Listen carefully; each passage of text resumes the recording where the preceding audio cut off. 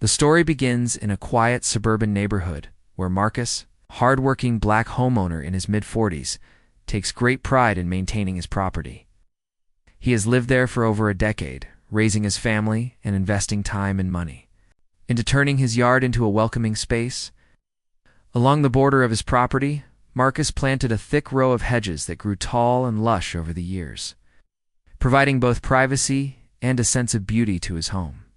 These hedges had become not just a landscaping choice, but a personal point of pride, something that reflected his effort to create a sanctuary for himself and his loved ones. However, in this neighborhood, there was a homeowners association, overseen by a woman many residents had come to know as difficult and controlling.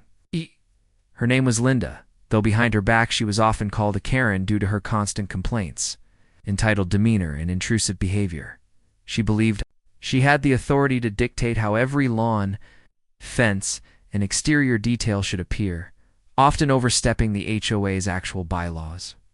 Over time, Linda developed a fixation on Marcus's hedges. She claimed they were too tall, unruly, and an eyesore to the community. Even though they were neatly trimmed and fell within city code, Marcus, being a calm and rational man, tried to handle the situation diplomatically. He reminded Linda that the hedges were fully on his property, not in violation of any HOA rule, and posed no safety or community concern. But Linda was not satisfied. She believed the hedges somehow lowered property values and looked messy.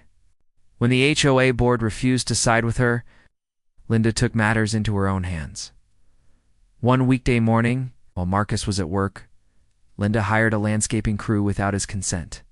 Marching onto his property as if she owned it, she directed the workers to cut down the hedges he had spent years growing. When Marcus returned home that evening, he was stunned to find nothing but jagged stumps where his green barrier once stood.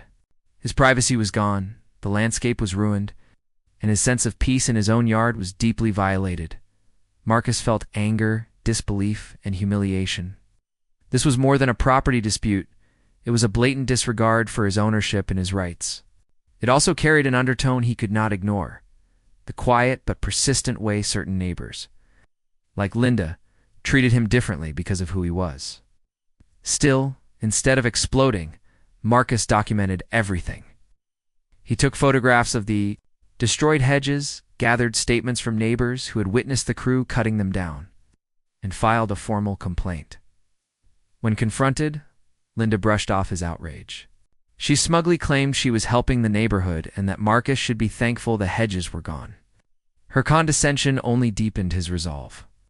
Rather than letting the violation slide, or relying on an HOA board that often, caved to her pressure, Marcus decided on his own form of justice. After consulting city regulations and confirming his rights, Marcus hired a contractor to build a solid cinder block wall along the property line. Unlike hedges, this wall required permits, inspections, and adherence to zoning codes, but Marcus followed every rule meticulously. Over several weeks, the wall went up brick by brick until it stood tall, sturdy, and permanent. It not only restored his privacy, but also created an undeniable boundary that Linda could never cross again. The construction attracted the attention of neighbors, many of whom supported Marcus. They sympathized with what he had endured and admired his calm, calculated response. Linda, however, was furious. She ranted that the wall was hostile, unneighborly, and a disgrace to the community. But her protests held no weight. Marcus had done everything legally. Ironically, her meddling had backfired. By cutting down his hedges, she had motivated him to build something far more permanent and impenetrable. In the aftermath, Marcus regained not only his privacy, but also a sense of empowerment. His wall stood as a silent reminder that his property was his domain, not subject to the whims of an overbearing neighbor. The situation also sparked quiet conversations among other residents about the abuse of authority within the HOA, and how easily personal bias could masquerade as community concern. For Marcus, the wall became more than concrete, and mortar it was a statement of resilience, dignity, and boundaries that could not be cut down. The incident left Linda increasingly isolated. Reputation as the neighborhood Karen solidified, and many neighbors began avoiding her altogether. Meanwhile, Marcus went about his life with peace restored.